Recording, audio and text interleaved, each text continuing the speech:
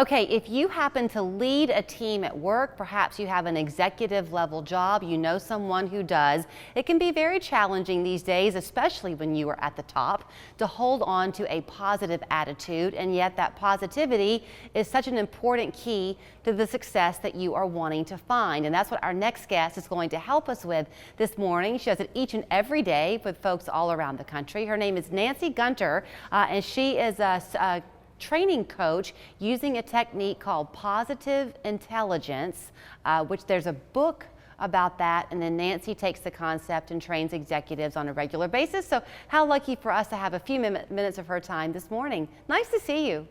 Yeah, nice to see you too. Thanks for having me here. So, you know, the older you get, the more you seem to go back to the lessons of your childhood. And I remember my mom always saying to me, you are what you think. You are what you think.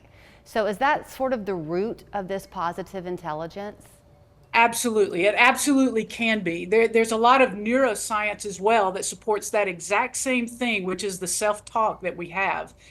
Positive intelligence is really your ability to deal with life situations from a positive rather than negative mindset. Really, it's about resilience. So I liked one of the things that you kind of touched on that you want to talk about is positive mental fitness. And I really like the word fitness because that implies that you have to work at it and you condition yourself basically. Yes, absolutely. There's a great parallel between mental fitness and physical fitness. And if you go to the gym, you go to the gym, you have to do, like you can't go one day and say, "Oh, I'm done. I've gotten everything that I needed to do. I got it done today. I'm good for the rest of my life." Mental fitness is the same way. You can't do something one time and say, "Oh, I've got a new habit. I can think like this from now on." It's a practice. Exactly what you said. It's a practice that you have to continue. If you are trying to explain to somebody the difference between a positive mindset and a negative mindset, do people sometimes at the beginning tune you out because they think you're going to suggest that they can't address a negative? Yeah, yeah, actually, yes, very, very much so. Positive mindset it's not just about being optimistic or being positive. It's really about being resilient, and it's about being creative, being curious, being energetic, enthusiastic, all those words that make you feel good whenever you hear them. Negative mindset, likewise, is not just about being critical or being negative. It's also stress, frustration, anxiety, guilt. It's all those other things that we deal with, and we deal with those things on a regular basis. I had mentioned that when you are in the leadership position, the old thing, it can be lonely at the top. I mean, you're a human too. And so you need people kind of coming behind to keep you encouraged. Is that a challenge that people find?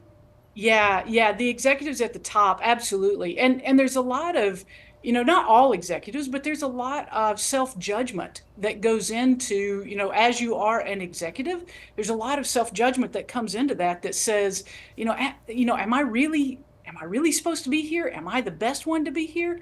And there's nobody to bounce that off of. A lot of times you need a coach really to bounce those kind of things and sort of regain your self-confidence and say, I am in the right spot. I am doing a good job, and I'm leading this team and I'm leading this company in the direction that I want it to go. So with you as a coach, how often would they work with you?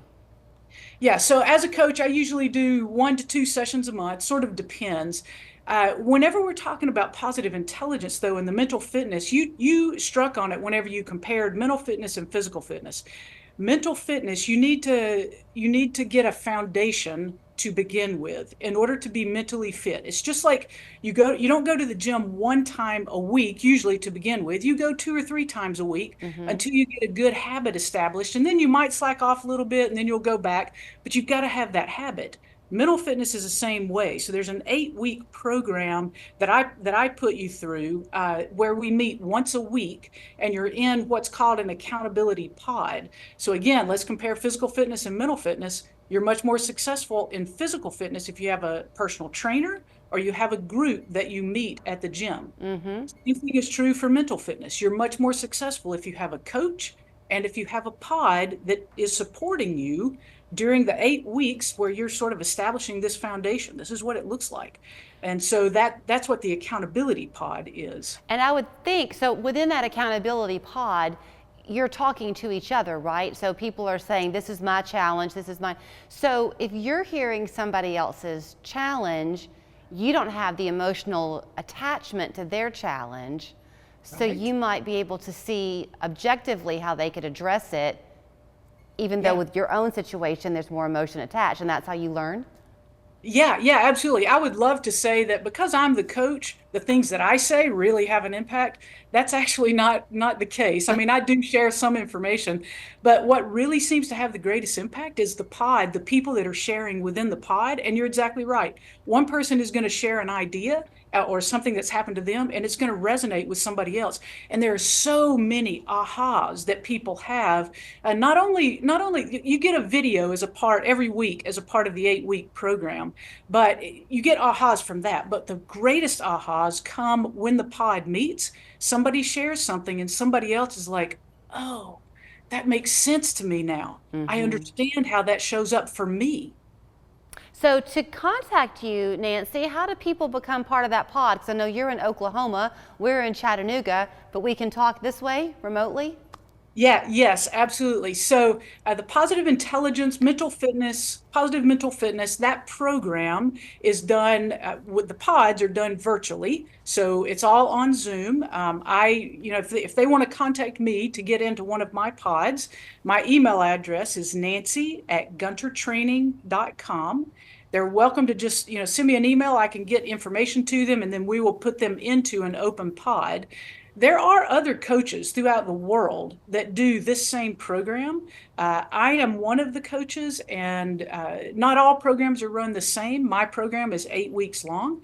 And so I would love for anyone that's interested, shoot me an email, let me get you some information so that you can understand more about it and we can get connected that way. I'd like to make one other offer to anybody that's interested. So we sabotage ourselves. And if anyone would like to find out what their actual saboteurs are, they can go to positiveintelligence.com and take the saboteur assessment. It's all free, and you can find out like what is it that I do to myself, and then join a pod so you can do something about that. I think that is brilliant. Thank you so much for your time this morning. It was really a pleasure.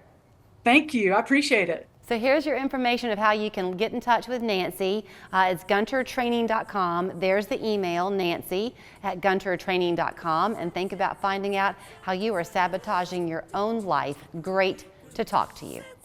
Thank you.